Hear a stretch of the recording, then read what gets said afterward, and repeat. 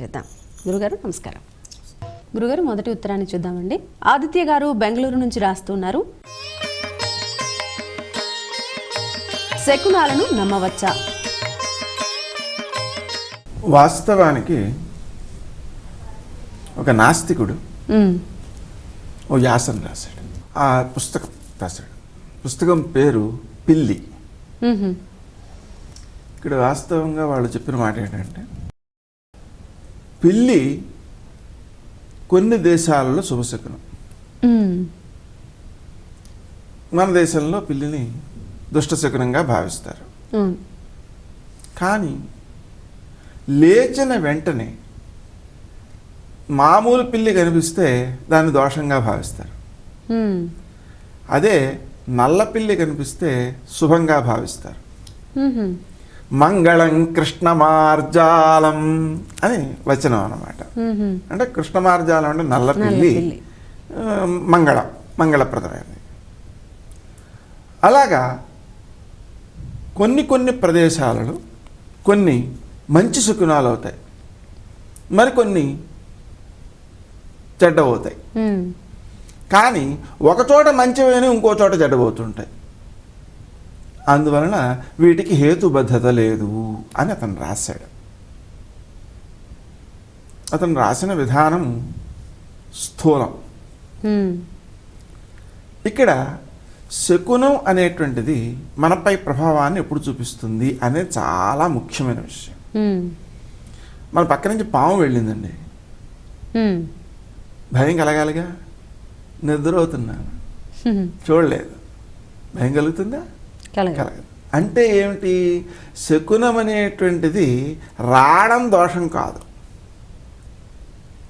అది కనిపించినప్పుడు వీడి మనసులో కలిగేటువంటి ఆందోళన అనేది వీడికి దోషప్రదమైనది. ఎంత చిత్రమైన విషయం అంటే, ఒక వ్యక్తికి ఒక అలవాటు ఉంది. ఇదివరకు రైలుకి గేట్లు ఉండేవి.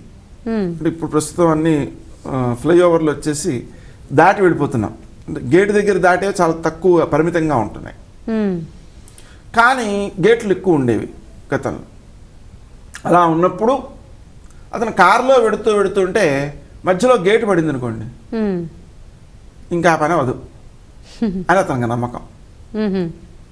నమ్మకం ఏమిటి? అతను చాలాసార్లు జరిగింది అలాగా.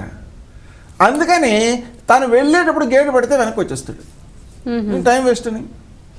లాగా ఇక్కడ పని చేస్తున్నది ఏమిటి అంటే మనసు, వస్తువు కాదు. కాబట్టి ఈ ఏదైతే దుష్ట శకునమని అనుకుంటున్నామో ఆ దుష్టమైన శకునము దుష్ట శకునముగా వీడి మనస్సును కనుక బాధించినట్లయితే, అసలు ఏమీ లేదండి, బాధ కలిగింది చాలు, బాధ కలిగినా వీడు వెళితే పని అవ్వదు. అంటే వీడి మనసు ఏం కావాలి? ఉత్తేజాన్ని పొందుతూ ఉండాలి. అందుకనే మనకు వేరువేరు వ్యక్తులు వేరువేరు అంశములు ప్రధానమంటూ వచ్చారు. దాంట్లో శకునాన్ని బృహస్పతి గుర్తించమని చెప్పాడు. అలాగే జనార్దనుడు విప్రవాక్యాన్ని అనుసరించి చేసేస్తే పని అయిపోతుంది అన్నాడు. మాండవ్యుడనే మహర్షి మనోజయంతు మాండవ్య అంటే మనోజయం బాగుంటే నీకు పని అయిపోతుందిరా, ఏమొచ్చినా పర్వాలేదు అన్నాడు. అంటే ఇవన్నీ ఏమిటి? తన మానసిక స్థితికి నిదర్శనాలన్నమాట. దీని అర్థం ఏంటంటే మన మనస్సు సత్యాంశాన్ని గుర్తించగలదు అని దాని అర్థం. దీనికి ఒక పరిశోధన జరిగింది లండన్లో. ఏమిటంటే మనసుకు అసలు శక్తి ఉందా లేదా అనే దాని మీద. పక్క గదిలో ఒక 10 మందిని కూర్చోబెట్టారు. ఇక్కడ ఒక వ్యక్తి కూర్చున్నాడు. కూర్చుని వరుసగా ఒక్కొక్క నిమిషం ఒక్కొక్క పువ్వు చొప్పున తన దగ్గర ఉన్న 10 పువ్వులను తనకు తోచిన వరుసలో చూశాడు. ఇతను ఏ వరుసలో చూశాడో ఆ వరుసను రాయాలి ఆ 10 మంది పక్క గదిలో వాళ్ళు. 8 సక్సెస్ అయ్యారు. దాని ద్వారా ఆ పరిశోధకులు గుర్తించిన విషయం ఏంటంటే, సత్యస్ఫురణ శక్తి 80% జనాల్లో ఉంటుంది.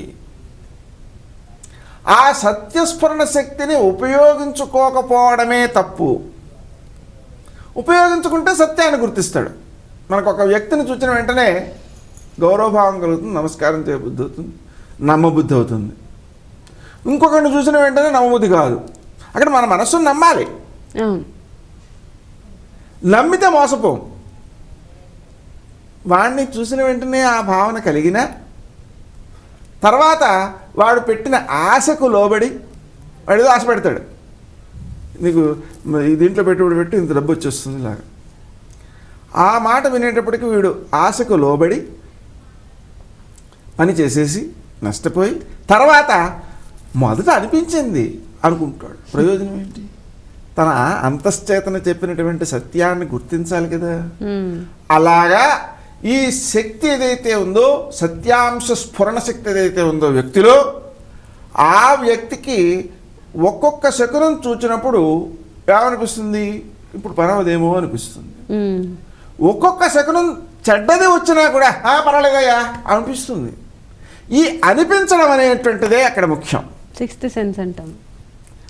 అయితే కొంతమంది చూడండి మాకు శకునం అనేది లేదని మేము నిరూపిస్తాం అని చెప్పి దుష్టశకునం రానివ్వండి మేము పని చేస్తాం అని చేస్తుంటారు. అక్కడ ఏమైంది? మనోజయంతో మాండవ్య. మాండవ్యుడు చెప్పాడు కదా మనోజయం బాగుంటే పని అవుతుందని చెప్పాడు కదా, అదైంది. శకునాన్ని తప్పని నిరూపించడం కాదది.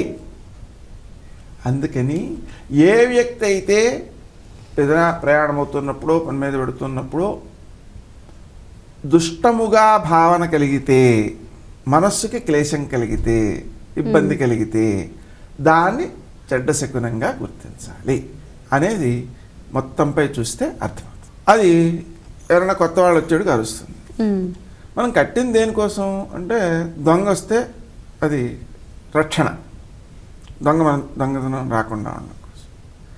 దొంగతనం జరగకుండా ఉండడం కోసం కల్పించుకున్న కుక్క మంచివాడు వచ్చినా అరుస్తోంది. మంచివాడు వస్తున్నా అరుస్తోంది అనే భావనతో కుక్కను తీసేసాడు అనుకోండి, మన దొంగ వచ్చినప్పుడు తెలుస్తుంది, తెలియదు కదా. అందుకని ఇక్కడ ఆ కుక్కని ఎలాగైతే దొంగ రావడానికి సంకేతంగా, అంటే ఈ అరుపుని దొంగ రావడానికి సంకేతంగా గ్రహించి జాగ్రత్త పడుతున్నాడో, అలాగా శకునాన్ని తన మనస్సు యొక్క సత్యస్ఫురణ శక్తికి సంకేతంగా భావన చేసి జాగ్రత్త పడుతుండాలి. అంతే తప్ప కుక్కని తీసేస్తాను